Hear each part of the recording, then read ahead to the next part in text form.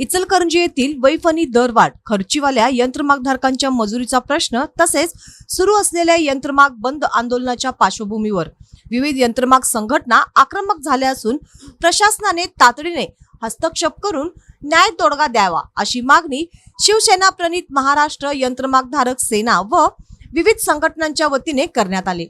या निवेदनात म्हटले आहे की गेल्या अनेक वर्षांपासून खर्चीवाल्या यंत्रमागधारकांच्या मजुरी वाढ संदर्भात सातत्याने निवेदने, आंदोलने आणि बैठका होत आहेत। मात्र अद्यापही ठोस निर्णय न झाल्याने यंत्रमागधारकांमध्ये तीव्र नाराजगी निर्माण झाली आहे। वाढती महागाई, वीज दर, कामगार खर्च आणि आर्थिक अडचणींमुळे यंत्रमाग व्यवसाय संकटात सापडला असून अनेक कारखानदारांवर मोठे आर्थिक भार पडत आहेत।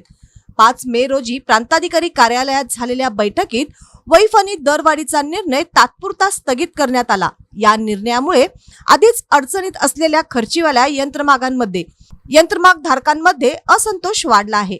विविध संघटनांच्या प्रतिनिधींनी प्रशासनाशी अनेक वेळा चर्चा करूनही समाधानकारक तोडगा निघालेला नाही।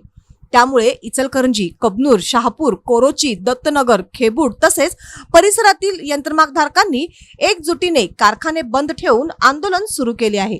हे आंदोलन शांततेच्या मार्गातून सुरू असून प्रशासनाने कोणताही अनुचित प्रकार घडण्यापूर्वी योग्य तो निर्णय द्यावा अशी मागणी संघटनांनी केली आहे। वैफणी दरवाढीचा अन्यायकारक निर्णय तात्काळ रद्द करावा, खर्चीवाल्या यंत्रमागधारकांच्या मजुरी वाढबाबत तातडीने निर्णय घ्यावा आणि सर्व संबंधित घटकांशी संयुक्त बैठक घेऊन न्याय तोडगा काढावा अशी मागणी निवेदनातून करण्यात आली आहे। या निवेदनात महाराष्ट्र यंत्रमागधारक सेना अध्यक्ष नंदकुमार लोखंडे, कोल्हापूर जिल्हा पॉवरलूम असोसिएशनचे पुंडलिकभाऊ जाधव, योगेश वाघमारे, शहाजी भोसले, धर्मराज जाधव, शशिकांत देसाई यांच्या सह्या आहेत।